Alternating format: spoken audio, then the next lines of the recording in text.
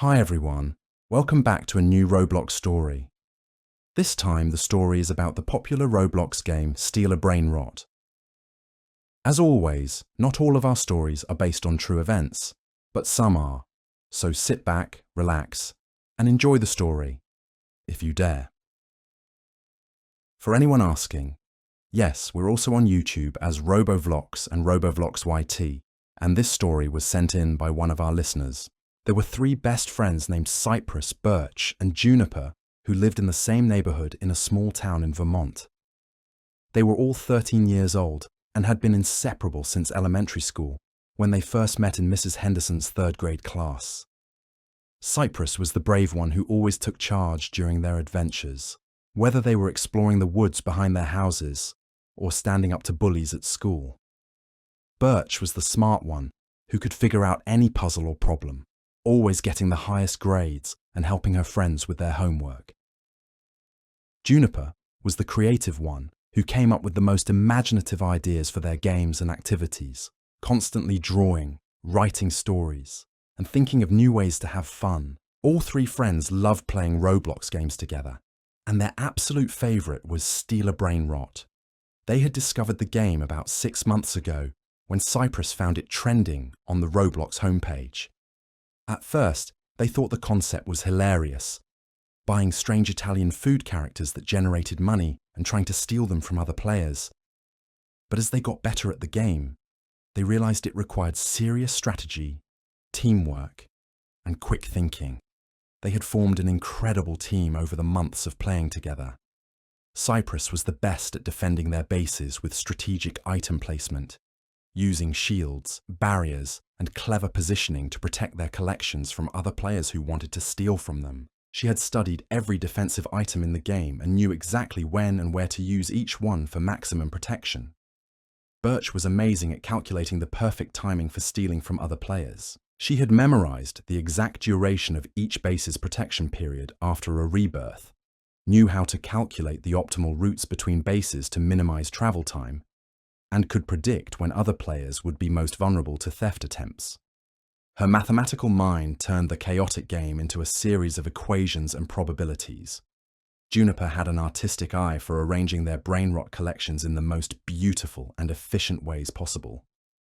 She understood the visual psychology of the game, how to arrange collections so they looked impressive to other players, how to use colors and patterns to make their bases stand out, and how to maximize both aesthetic appeal and functional efficiency in their layouts. They each had developed their own specialized collections that reflected their personalities and playing styles.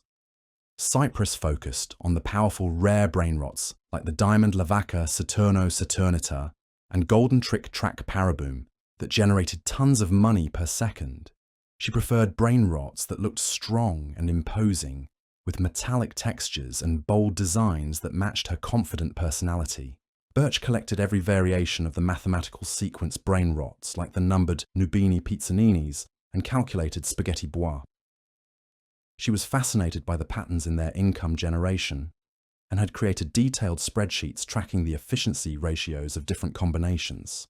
Her base looked like a carefully organized laboratory with everything arranged in precise mathematical formations. Juniper loved the colorful artistic ones like rainbow everything and chocolate variants that looked beautiful in her base. She treated her collection like a living art gallery, constantly rearranging pieces to create new visual compositions. Her base was famous on servers for being the most beautiful and creative, with flowing color gradients and artistic arrangements that other players would visit just to admire. This Friday was extra special because Cypress's parents were going out of town for the weekend to attend her aunt's wedding in the next state. They trusted Cypress to have her friends over for a sleepover since all three girls were responsible and had done this before. The parents of all three friends had met several times and were comfortable with the arrangement, especially since Cypress's house was in a safe neighborhood and the girls had proven themselves to be mature and trustworthy. Birch and Juniper had been planning this sleepover for weeks, carefully coordinating what to bring. Birch packed her gaming laptop, her lucky gaming mouse with the precise sensor she preferred, noise-cancelling headphones, and her collection of energy drinks that helped her maintain focus during long gaming sessions. Juniper brought her artistic laptop with its high-resolution screen for better colour accuracy, her drawing tablet in case she wanted to create fan art of their Brainrot collections, and an assortment of healthy snacks that wouldn't make them feel sluggish while playing. They had also planned their gaming strategy for the weekend. Their goal was to coordinate their play perfectly and become the dominant team on whatever servers they joined. They wanted to test advanced techniques they had been theorizing about, but never had the chance to try when playing separately from their own homes. "This is going to be the best weekend ever," Cypress said, as she helped Birch carry her sleeping bag and gaming equipment up to the second floor of the house. The afternoon sun was streaming through the windows, making the house feel warm and welcoming. "We can play as late as we want without anyone telling us to go to bed, and we can finally try those coordination strategies we've been talking about." "I brought my lucky gaming mouse," Birch said, patting her carefully organised backpack. "The one with the adjustable DPI settings that I use when I want to make really precise steals. Tonight we're going to dominate every server we join. I've been practicing my timing calculations, and I think I figured out how to reduce our theft completion time by at least 15%. Juniper was already setting up her laptop in Cypress's bedroom, which was the biggest of the three and had the best Wi-Fi signal thanks to the router being directly below it. "I packed enough energy drinks and snacks to keep us going until Sunday morning," she announced cheerfully, unpacking an impressive array of beverages and treats. "And I brought those new LED strips to make the room look more like a professional gaming setup. We're going to feel like real esports players." Cypress's house was perfect for a sleepover. It was a large 2-story colonial home at the end of a quiet street, surrounded by tall maple and oak trees that made it feel private and secluded. The house had been built in the 1980s and had a comfortable, lived-in feeling with thick carpets, wooden furniture, and family photos lining the hallways. Cypress's room was on the second floor with 2 big windows that looked out over the backyard and the forest beyond. During the day, the room was filled with natural light, but as evening approached, it took on a cozy, intimate atmosphere perfect for gaming. Her parents had left around 4 p.m. after giving the girls detailed instructions about safety, emergency contacts, and when they'd be back Sunday evening. They had stocked the refrigerator with the girls' favourite foods, left emergency phone numbers on the kitchen counter, and reminded them about the house rules for sleepovers. The girls had listened politely, though they had heard these instructions many times before during previous sleepovers. After spending nearly an hour setting up their gaming stations, with all 3 laptops arranged in a perfect triangle so they could easily see each other's screens, the friends ordered pizza from their favourite local place and settled in for what they expected to be an epic gaming marathon. They had planned to play Steal a Brainrot together all night, working as a coordinated team to build the most impressive collections on whatever servers they joined. "Why?" The room looked like a high-tech command centre with 3 glowing laptop screens, LED strips casting colourful light on the walls, and gaming accessories carefully arranged on Cypress's desk. They had even synchronised their computer wallpapers to match their team theme. The atmosphere was perfect for an intense gaming session. "Okay, everyone ready?" Cypress asked as she clicked on Steal a Brainrot to load the game. The familiar cheerful Italian music played as the game loaded with its dancing Brainrot characters on the loading screen. The loading animation showed the various Brainrot characters spinning and bouncing happily, their cartoonish designs bright and welcoming. "Ready!" Birch and Juniper said in unison, clicking to join the same server as Cypress. They had coordinated this moment perfectly, wanting to ensure they all spawned on the same server so they could work together from the very beginning of their session. The game loaded, and all 3 friends spawned on the familiar map with its 8 colourful bases arranged in a circle around the central red conveyor belt where new Brainrots continuously spawned for players to purchase. The server had 89 players, which was perfect, busy enough to make stealing interesting and competitive, but not so crowded that the game would be laggy or chaotic. Cypress spawned at base 1, which she quickly began painting her signature colors of forest green and silver using the customization tools. She had developed this color scheme over months of playing, and other regular players on various servers had learned to recognize her bases by these distinctive colors. Birch appeared at base 4 and immediately started decorating it with mathematical patterns in blue and white, creating precise geometric designs that reflected her logical, analytical personality. She placed her initial brainrots in carefully calculated positions that would optimize both defense and income generation. Juniper landed at base 7 and began painting it in rainbow stripes with artistic swirls, using the game's advanced customization tools to create flowing, organic patterns that looked like abstract art. Her base always stood out on servers because of its unique aesthetic appeal. "This is so much better than playing online separately," Juniper said as she watched her friends' characters running around their bases on her screen. She could see exactly what they were doing in real time, which opened up possibilities for coordination that were impossible when they played from their separate homes. "We can coordinate our strategies perfectly and react to each other's moves instantly." "Exactly," Birch agreed, already calculating optimal paths between the bases and analyzing the current server population.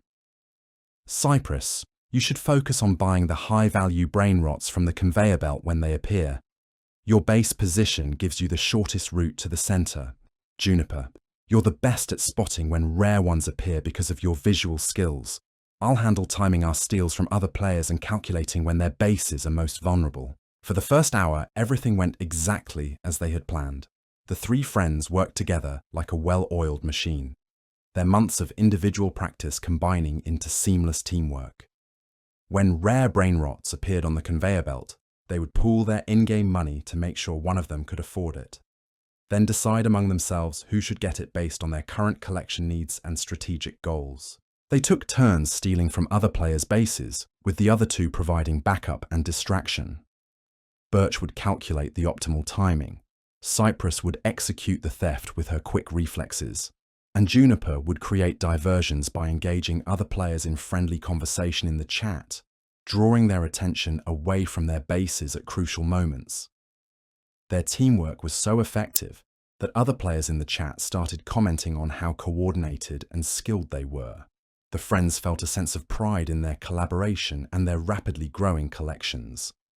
"Team Green is absolutely dominating this server," someone typed in the chat, referring to the green theme that all three friends had incorporated into their base designs as a way of showing their unity. "How are you guys so good at working together?" asked another player, whose username was CoolGamer2010. "I can barely coordinate with my brother when we play." "Yeah, you three are like a professional esports team," added PizzaLover99. "Are you streamers or something?" Cypress typed back proudly. "We're best friends IRL playing in the same room. We've been practicing teamwork for months." "That's so cool," several players responded enthusiastically. "We wish we could do that." "You should try it sometime," Juniper encouraged them. "Gaming with friends in person is way more fun than playing alone." "Well, plus you can share snacks," Birch added, with a smiley face emoji. The friends felt proud of their collaboration and their growing collections. They were easily among the top players on the server, and their income was skyrocketing as their rare brainrots generated thousands of in-game dollars per second. Each of them had accumulated impressive arrays of rare and valuable brainrots, and their coordination was allowing them to pull off stealing maneuvers that would be impossible for individual players. Other players began asking them for advice and tips on how to improve their own gameplay. The friends enjoyed helping newcomers and sharing their knowledge, creating a positive, supportive atmosphere on the server that was unusual for competitive games. As the evening progressed into night, they ordered more pizza and continued their gaming marathon.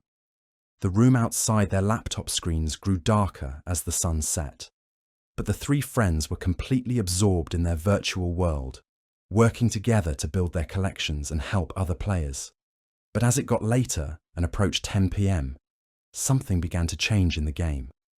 It started small, just little glitches that they initially dismissed as normal server lag or temporary connection issues. Did anyone else notice that Brainrot just disappeared from the conveyor belt without anyone buying it? Birch asked, squinting at her screen and adjusting her glasses. She had been watching the conveyor belt carefully, tracking the spawning patterns and purchase rates to optimize their buying strategy. Yeah, I saw that too, Juniper confirmed, pausing in her base decoration to look more closely at the central area. It was a rainbow Nubini pizzanini, and it just vanished right before I was going to buy it. Maybe the server is getting overloaded with too many players. Cypress shrugged, though she had noticed the same thing. Probably just a bug. The game's been having some weird issues lately, according to the forums I read. Sometimes items disappear or prices display incorrectly. It usually fixes itself after a few minutes, but the glitches became more frequent and more strange over the next 30 minutes. Brainrots would appear on the conveyor belt that none of them had ever seen before. Characters with names in languages that didn't look like any real writing system they knew. The text appeared to be made up of symbols and characters that resembled no alphabet any of them had studied in school. The prices for these mysterious brainrots showed symbols instead of numbers, strange markings that looked almost like hieroglyphics or ancient runes, rather than the normal numerical displays they were used to seeing. "Look at this one," Juniper said, pointing at her screen with growing concern. "It's called something like PHSNSNSO, and the price is just a bunch of question marks and symbols I've never seen before. That's not normal lag. That looks like corrupted data or some kind of encoding error.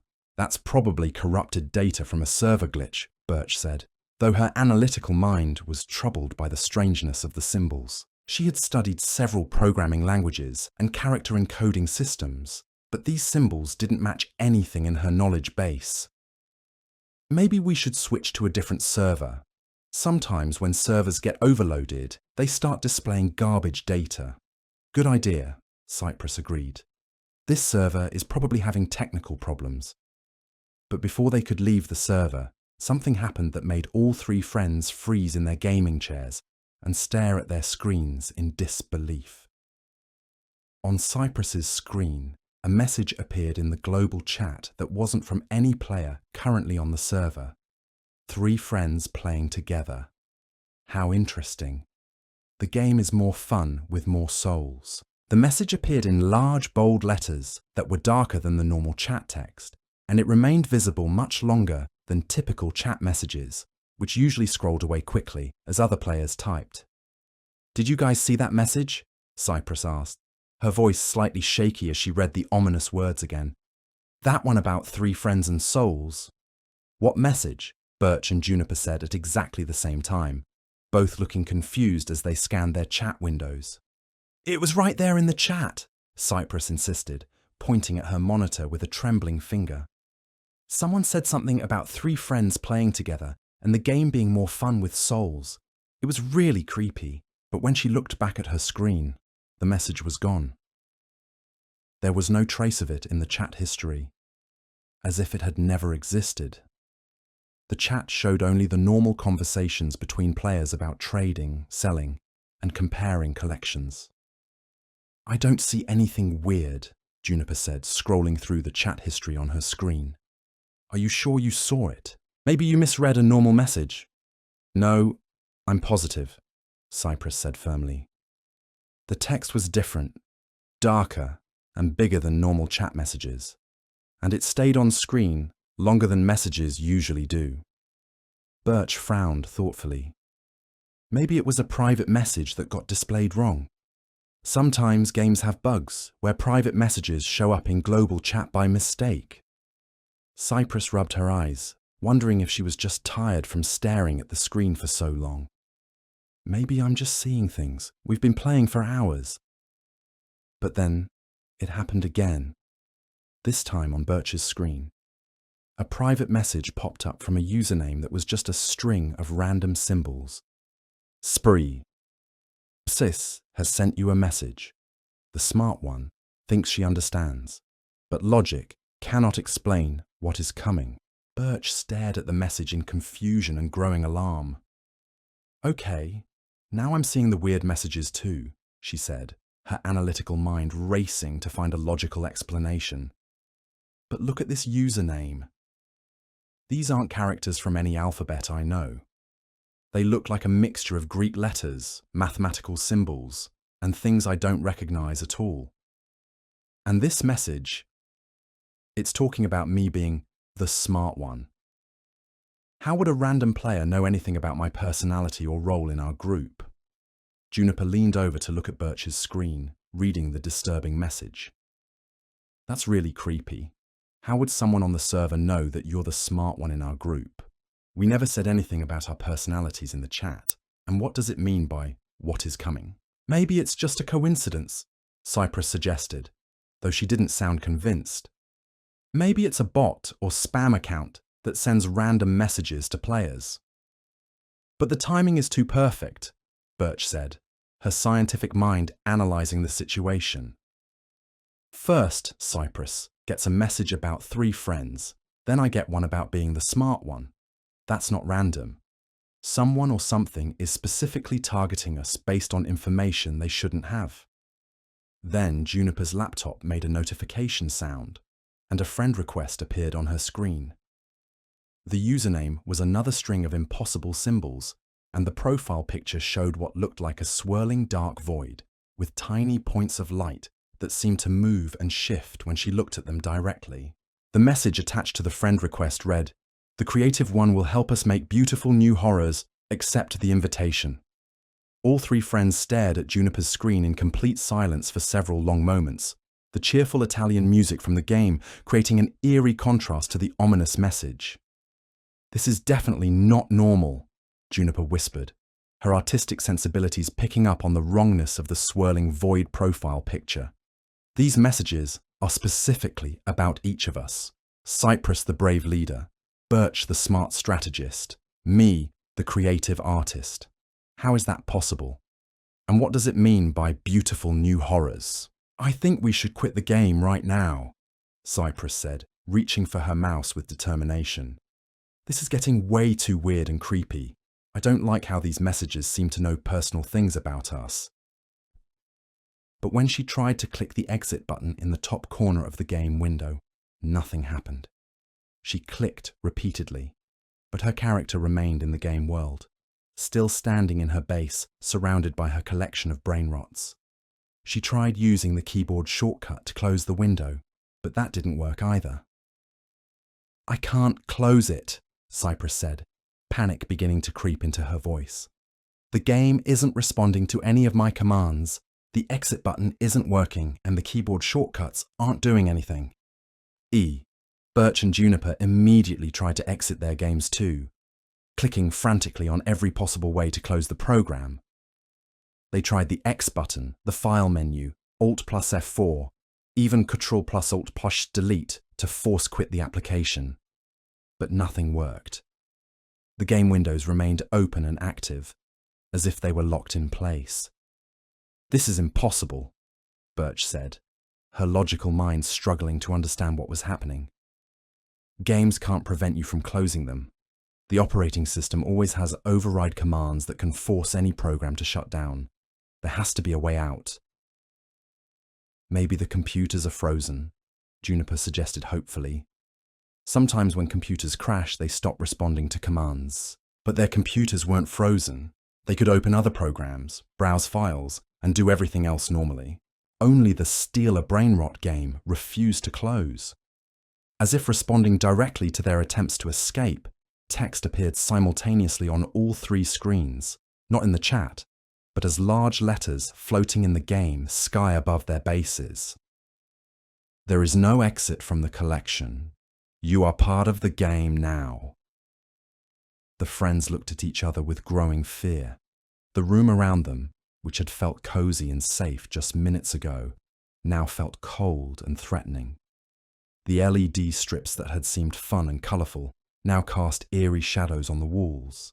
The sounds of the house settling and the wind in the trees outside, which they hadn't noticed before, now seemed ominous and mysterious. "Maybe we should unplug our laptops," Juniper suggested, reaching for her power cord. "If we cut the power completely, the game has to shut down." But before any of them could try that, something even more disturbing happened. On their screens, the game began showing more than just the usual 8 bases and conveyor belt. The view zoomed out automatically to reveal additional areas that definitely weren't part of the normal game map. They could see what looked like a perfect replica of Cypress's house, rendered in the familiar blocky Roblox style, but with incredible detail. There was the living room downstairs with the exact same furniture arrangement, the kitchen with the pizza boxes they had left on the counter, the stairs leading to the second floor with the same wooden banister and family photos on the walls. Most disturbing of all, they could see Cypress's bedroom, where they were currently sitting, complete with 3 small figures hunched over laptops that looked exactly like their current positions. That's this house, Cypress said in a barely audible whisper, her voice shaking with disbelief. The game is showing our actual location, but that's impossible. Games don't have access to camera feeds or architectural data about players' homes. In the virtual version of the house on their screens, they could see incredible detail that no game should be able to know. Their pizza boxes were in the exact positions they had left them. Juniper's art supplies were scattered on Cypress's desk in precisely the same arrangement. Birch's lucky gaming mouse was sitting next to her laptop in the same spot where she had placed it. How is the game showing our real location with this level of detail? Birch asked, her voice shaking as her scientific worldview struggled to accommodate what she was seeing. This isn't possible with any technology that exists. Roblox doesn't have access to satellite imagery this detailed, and even if it did, it couldn't show real-time interior layouts of houses. As they watched in horror, more details appeared in the virtual house that shouldn't exist in any game database.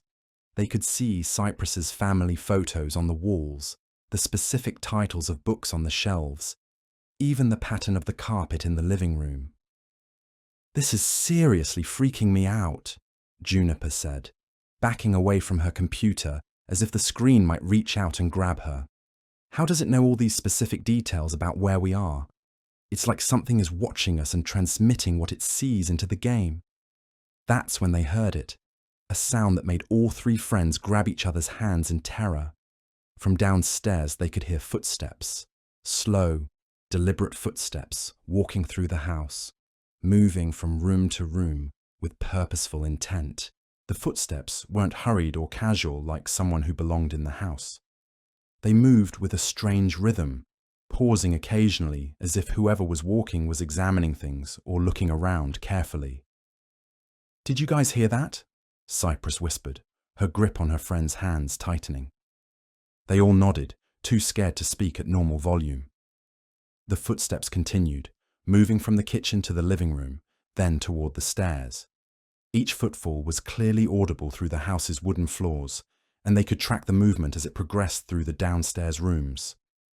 "My parents aren't supposed to be back until Sunday," Cypress said quietly, trying to keep her voice steady.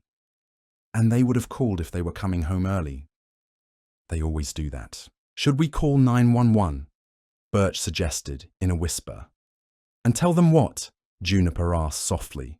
"That a video game is showing our house and now we're hearing footsteps. They'll think we're crazy or making prank calls." The footsteps downstairs stopped for a moment, and everything went quiet, except for the continued cheerful Italian music from their computers. Then they heard something that made their blood run cold, the sound of someone walking up the stairs, getting closer to Cypress's bedroom where they were hiding. On their computer screens, they watched as 3 dark figures appeared in the virtual version of the house. The figures were like shadows given form, vaguely human-shaped, but made of shifting darkness that seemed to absorb light rather than reflect it. They were walking up the stairs in the game at exactly the same pace as the footsteps they were hearing in real life. "This can't be real," Birch said, her analytical mind trying desperately to find a logical explanation, even as the evidence of her senses told her something impossible was happening. This has to be some kind of elaborate prank, or an incredible coincidence. There's no way a video game can control real-world events. But as the footsteps reached the top of the stairs, they could see the dark figures in the game reaching the same spot. The virtual bedroom door in the game began to open slowly, and at the exact same moment, they heard their real bedroom door creak. All three friends spun around to look at the actual door, their hearts pounding with terror. The door was still closed, but the handle was slowly turning, moving with the same deliberate pace as everything else that was happening. "We need to get out of here right now," Cypress said, standing up from her gaming chair with sudden determination. But as they tried to move toward the window, they found that their legs felt heavy and sluggish, as if they were trying to walk through thick mud or honey. Every movement required tremendous effort, and they could only move slowly and clumsily. Looking at their computer screens, they saw that their avatars in the virtual bedroom were also moving in the same slow, labored way. The connection between their real bodies and their game characters had somehow become synchronized. "Why can't we move normally?" Juniper asked in panic, struggling to take each step toward the window. On their screens, text appeared again. "Your bodies belong to the real world, but your minds belong to the game now. You cannot escape until the collection is complete." The bedroom door opened completely, but instead of the dark figures they expected to see, there was nothing there. Just the hallway, exactly as it should be, with no sign of any intruders. But on their game screens, the three dark figures had entered the virtual bedroom and were standing right behind the avatars that represented the friends. "Look at your screens," Birch said in a terrified whisper. On each of their computers, they could see the dark figures reaching toward their avatars with what looked like hands made of shadow and mist. And as the figures touched their virtual selves, the friends felt cold, invisible hands touching their real shoulders. "Something's touching me," Juniper cried out. But when she looked around, there was nothing there. The sensation was unmistakable, cold fingers pressing against her shoulders and arms. But she could see no source for the touch. The cold sensation spread from their shoulders down their arms and through their bodies, and they watched in horror as their avatars on screen began to change. Their normally colourful, cheerful characters were becoming darker, their eyes changing from bright colours to glowing red, their clothing shifting from the bright patterns they had chosen to dark, ominous colours. "It's changing us in the game," Cypress said, fighting against the cold sensation that was making her feel drowsy and disconnected. "And I can feel it happening to my real body too. I'm getting colder, and everything looks different." The friends could sense themselves becoming colder both physically and emotionally, and their vision was starting to change. The normal colours in Cypress's bedroom were becoming muted and grey, while their computer screens seemed to glow brighter and more vividly, as if the game world was becoming more real than the physical world around them. "We're being pulled into the game somehow," Birch realised, her analytical mind working even as her body grew sluggish. That's what it meant by collection. It's collecting players and somehow transferring their consciousness or souls into the game world while leaving their bodies behind. As this horrifying realisation sank in, they heard new sounds from downstairs. Not footsteps this time, but voices.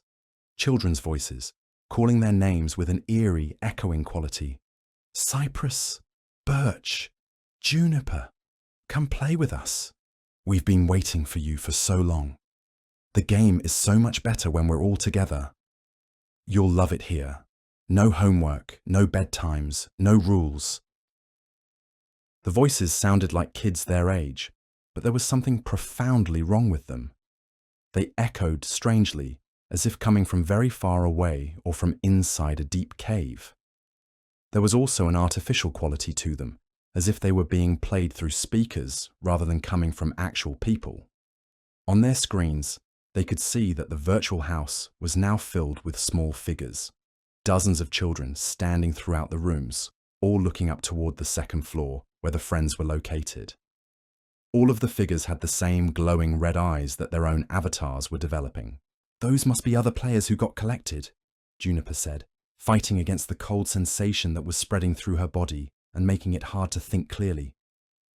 "Kids who played the game and got trapped like we're being trapped right now." Look at how many there are, Cypress observed with growing horror. There must be 50 or 60 kids down there. This has been going on for a long time. There has to be a way to break free, Birch said, her scientific mind working desperately to find a solution even as her body grew more sluggish. Every system has a weakness. Every program has vulnerabilities. There has to be something we can do. She forced herself to focus on her laptop, fighting against the sluggish feeling in her limbs and the growing connection she felt to the game world. Her fingers felt stiff and cold, but she managed to navigate away from the game to open other programs on her computer. "What are you doing?" Cypress asked, struggling to speak, as the cold sensation made her feel drowsy and detached.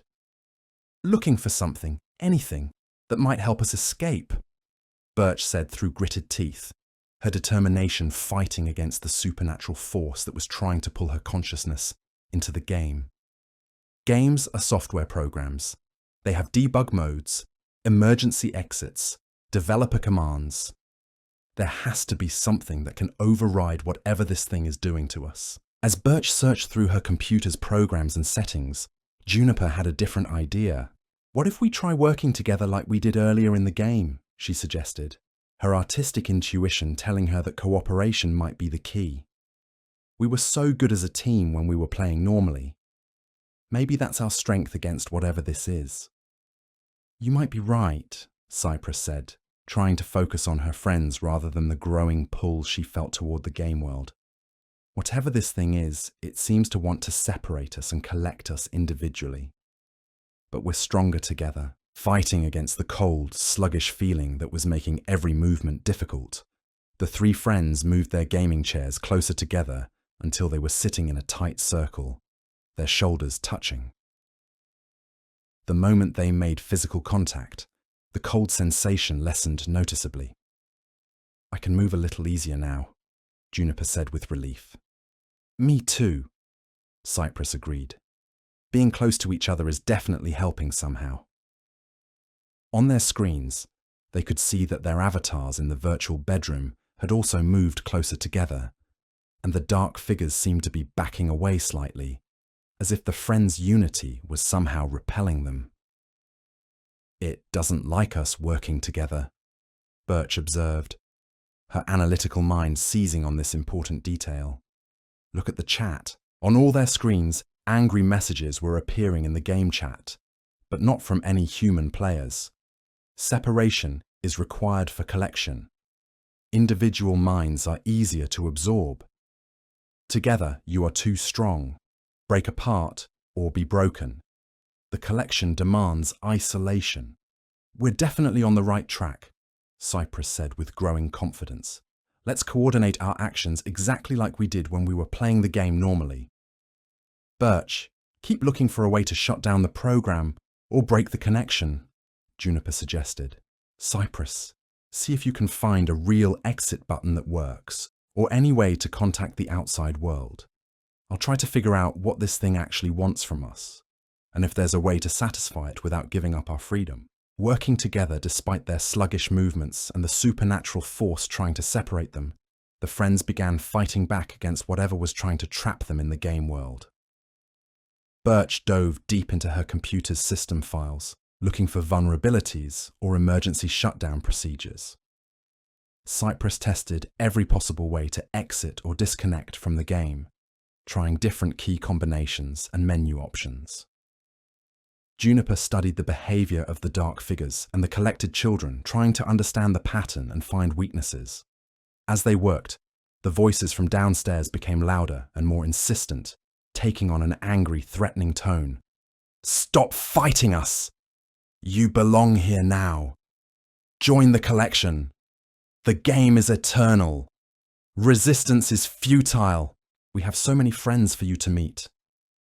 But the friends ignored the voices and kept working, supporting each other through their physical contact and their shared determination to escape. The collaborative approach that had made them so successful in the game was now their weapon against the supernatural force trying to trap them. After several tense minutes of searching and testing, Birch made a crucial discovery. "I found something," she said excitedly, her voice stronger now that she was working closely with her friends. There's a hidden command in the developer console that I've never seen before. It's called Emergency Disconnect All, but it requires all three of us to enter it at exactly the same time for it to work. How do we access the developer console? Cypress asked. Press Ctrl plus Shift plus J, then type the command exactly as I say it, Birch instructed. But we have to do it simultaneously or the system won't accept it. The timing has to be perfect. Just like when we coordinate our moves in the game, Juniper said. We can do this. On the count of 3, Birch said, positioning her hands over her keyboard. 1, 2, 3. All three friends pressed the key combination and began typing the emergency command in perfect synchronization. But as they did, the dark figures on their screens rushed toward their avatars with sudden violence, and the cold sensation in their bodies intensified dramatically, as if something was trying to freeze them in place to prevent them from completing the command. Keep typing, Cypress shouted, fighting against the numbness spreading through her fingers. Don't let it stop us. The room around them began to flicker and change unpredictably. Sometimes it looked like Cypress's normal bedroom, and sometimes it looked like the blocky, virtual version from the game. The boundary between the real world and the game world was breaking down, with elements from both realities overlapping and shifting. Almost done, Birch said through gritted teeth, forcing her stiff fingers to continue typing despite the supernatural resistance. Just a few more letters. The voices from downstairs became a roar of anger and desperation. No! You cannot escape! The collection must be complete! We need you! Don't leave us alone! But the friends kept typing, supporting each other through their physical contact and their unwavering determination to escape together. They had learned to work as a team through months of gaming, and now that teamwork was literally saving their lives. Now! Juniper shouted. Press enter! All three friends hit the enter key at exactly the same moment, their timing perfect after months of coordinated gameplay. For a split second, everything went completely black and silent, as if the entire universe had paused. Then, with a sound like breaking glass mixed with electronic static, their computer screens flickered violently and went dark. The game was gone, completely closed on all three laptops, and their desktop backgrounds reappeared, showing their normal wallpapers and file icons. The cold sensation in their bodies disappeared instantly, and they could move normally again. The room looked completely normal, just Cypress's regular bedroom, with her furniture, decorations, and the warm glow of the LED strips they had set up earlier. Did we do it? Cypress asked, hardly daring to believe they were free. I think so, Birch said, testing her laptop to make sure the game was really closed and wouldn't reopen. The emergency command worked. The game is completely shut down. Juniper ran to the bedroom door and listened carefully, pressing her ear against the wood. I don't hear any more voices or footsteps downstairs. Everything sounds normal again. Cautiously, the three friends made their way downstairs to check the rest of the house, staying close together and moving carefully. Everything was exactly as they had left it. Pizza boxes on the coffee table, their snacks in the kitchen, no signs that anyone else had been in the house. So was it all in the game somehow? Cypress wondered aloud. Were the footsteps and voices just our imagination or some kind of psychological effect? I don't think so, Birch said thoughtfully, her analytical mind working to understand what had happened. I think the game was somehow bridging the gap between virtual reality and actual reality. That's why we could hear things in the house that corresponded to what we saw on screen, and why our physical movements became synchronized with our avatars. Whatever it was, I'm just glad we got out, Juniper said with heartfelt relief. And I'm glad we were together. I don't think any of us could have escaped alone. The friends decided to stay up for the rest of the night, but they agreed unanimously not to play any computer games for the remainder of the weekend. Instead, they watched movies, talked about their experience, and tried to process what had happened to them. Should we report this to someone? Cypress asked, as they settled in to watch a comedy movie that would help them forget the night's terrors. Like Roblox support or the police or someone in authority? Who would believe us? Birch pointed out practically. We barely believe it ourselves and we live through it. Without any evidence or recordings, it would just sound like we made up an elaborate story. Plus, we don't have any proof, Juniper added. The game is closed. There are no screenshots or videos. It would just be our word against, well, nothing. As the sun began to rise Saturday morning, the friends felt more confident that their ordeal was truly over. They made breakfast together, sharing cooking duties and enjoying the simple pleasure of normal, everyday activities. They planned to spend the rest of the weekend doing safe, non-digital activities like going for walks in the woods behind Cypress's house, working on Juniper's art projects, and helping Birch with a science experiment she had been wanting to try. But around noon, just as they were getting ready to go outside for a nature walk, Cypress received a notification on her phone that made her heart stop completely. It was a friend request on Roblox from a username that was just a string of familiar symbols. Svomhaps wants to be your friend. There's wants.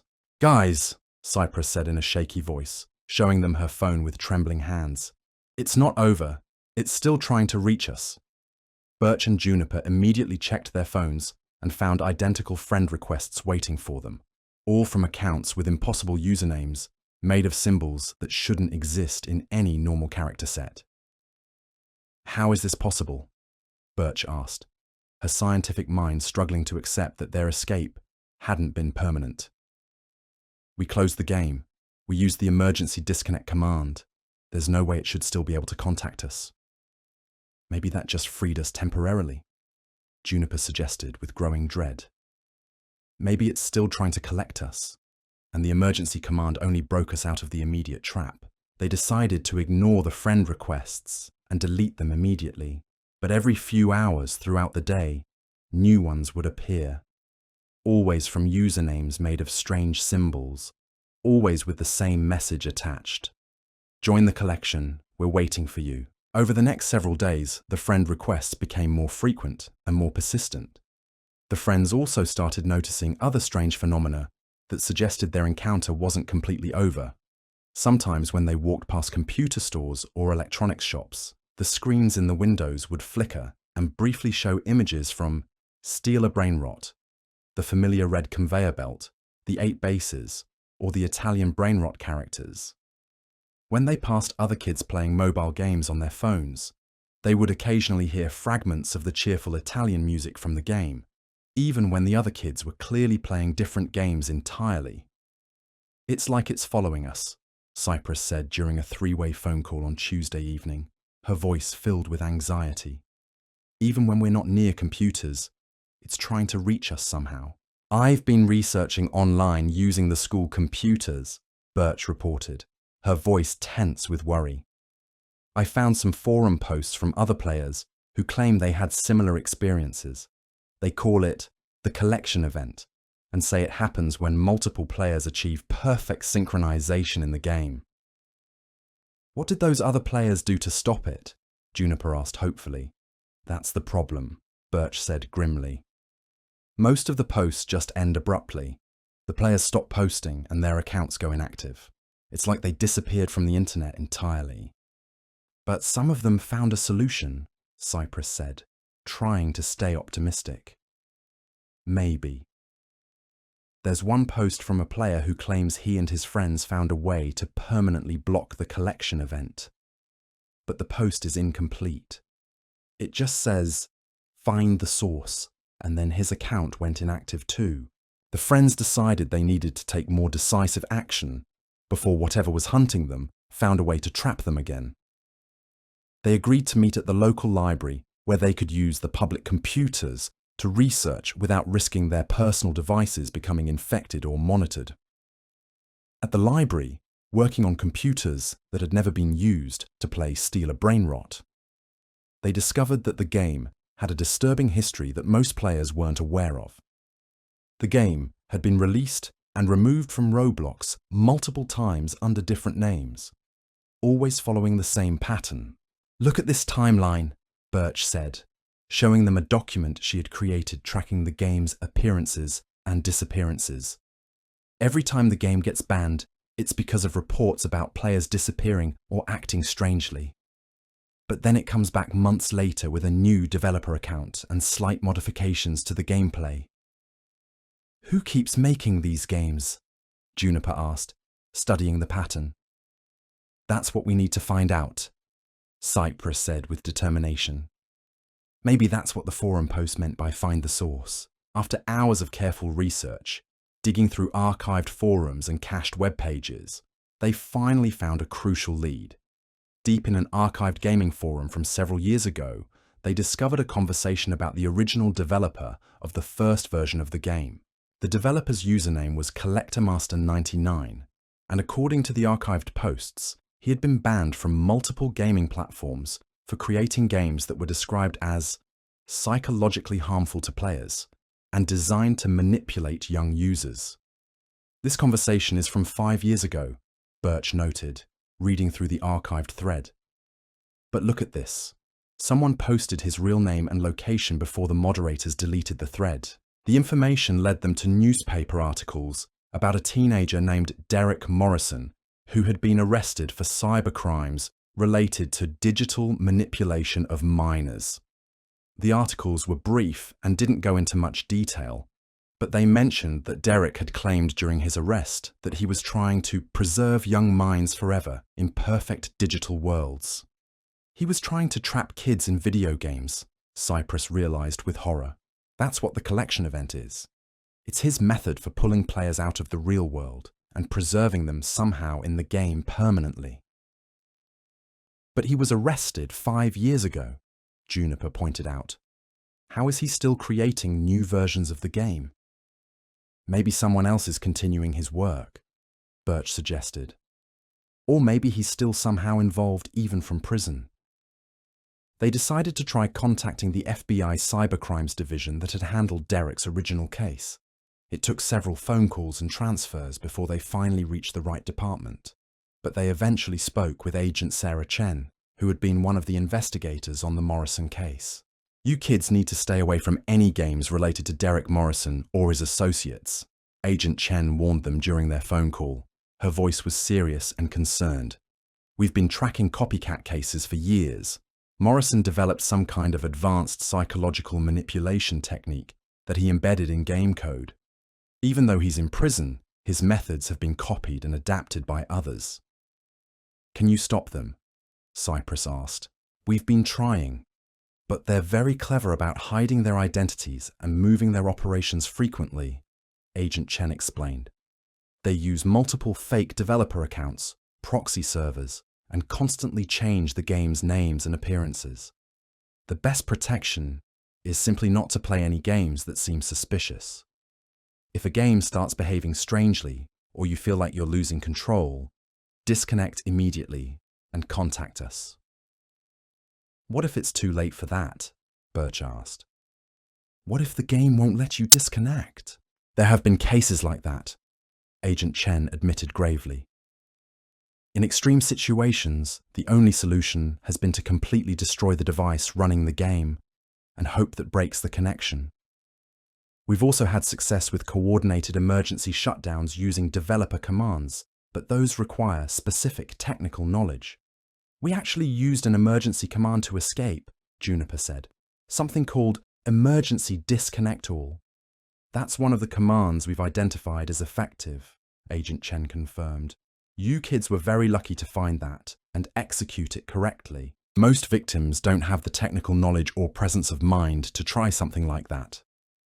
Armed with this information and official confirmation that their experience was real, the friends felt better prepared to deal with their ongoing situation.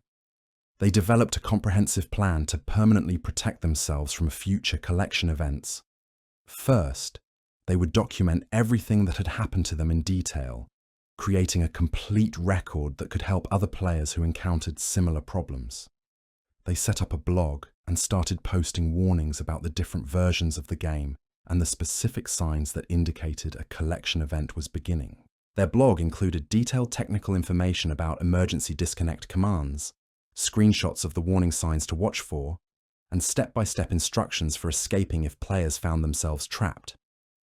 They also created a network of email addresses and social media accounts to spread their warnings as widely as possible. Second, they would create a support network of players who had experienced similar events. Through their blog and social media outreach, they connected with dozens of other kids who had encountered the collection phenomenon and managed to escape. Together, they formed an online support group dedicated to helping players recognize and avoid digital manipulation. The support group became a valuable resource for young gamers, providing not only technical assistance, but also emotional support for kids who had been traumatized by their experiences. Many of the members had suffered from nightmares, anxiety, and fear of technology after their encounters, and the group helped them process these feelings and regain their confidence. Third, they would work actively with Agent Chen and other authorities to identify and shut down the people creating these harmful games.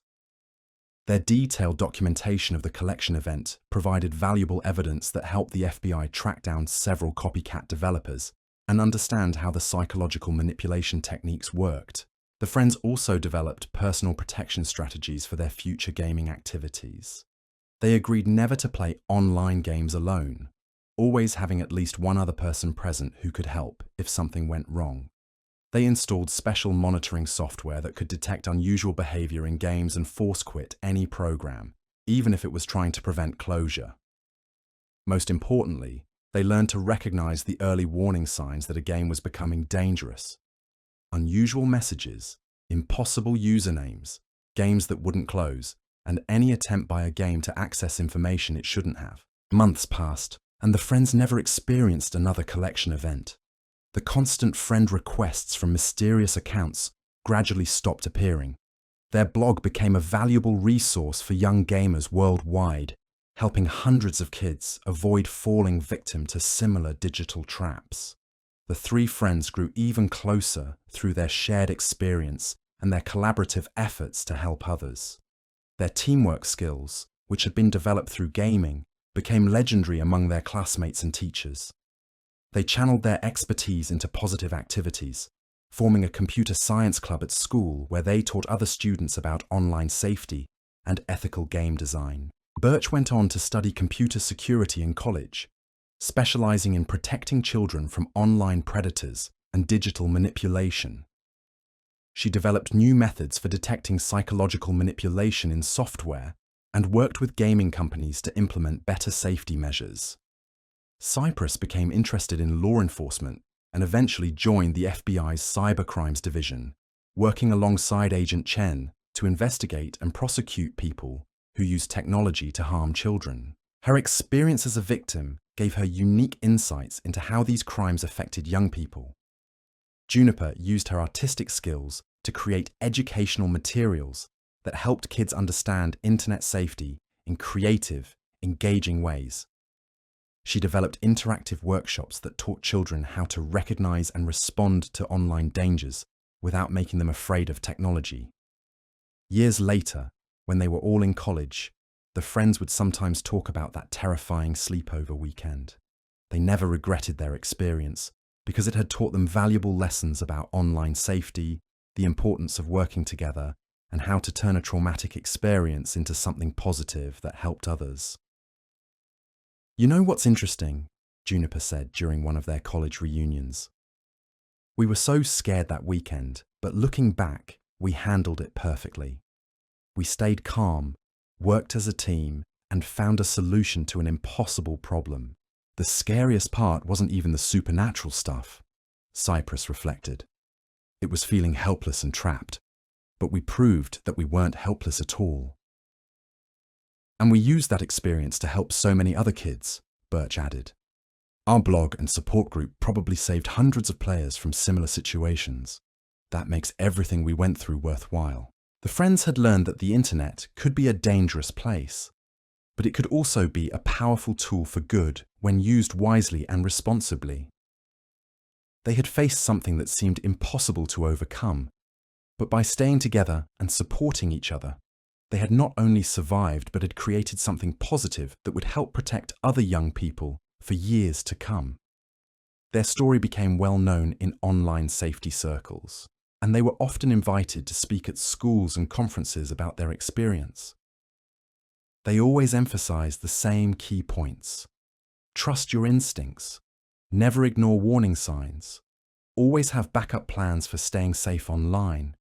And remember that you're stronger when you work together with people who care about you. Most importantly, they taught other kids that being scared doesn't make you weak. It makes you smart. Fear is often your brain's way of telling you that something is wrong and you need to take action to protect yourself. The Steal a Brainrot series of games was eventually shut down permanently thanks to the combined efforts of the FBI, Roblox's security team, and the evidence provided by players like Cypress, Birch, and Juniper. Derek Morrison remained in prison, and several of his copycats were arrested and prosecuted. But the friends knew that there would always be new threats and new ways that people might try to exploit young internet users. That's why they continued their advocacy work throughout their lives, constantly updating their safety resources and helping new generations of kids learn to navigate the digital world safely. Their childhood sleepover had turned into a nightmare, but it had also launched them on a path of helping others and making the internet a safer place for everyone. They had discovered that even the scariest experiences could be overcome with courage, intelligence, creativity, and most importantly, the support of true friends who would never abandon each other, no matter how frightening things became. And whenever they heard about kids having sleepovers and playing online games together, they would smile and remember that gaming with friends should be about having fun, creating memories, and building relationships. But they also knew that if any kids ever did encounter something like what they had experienced, there were now resources and support systems in place to help them escape safely and recover from their trauma. The real victory wasn't just that they had survived their encounter with the collection event. It was that they had used their experience to build something positive that would protect countless other young people for generations to come. The end.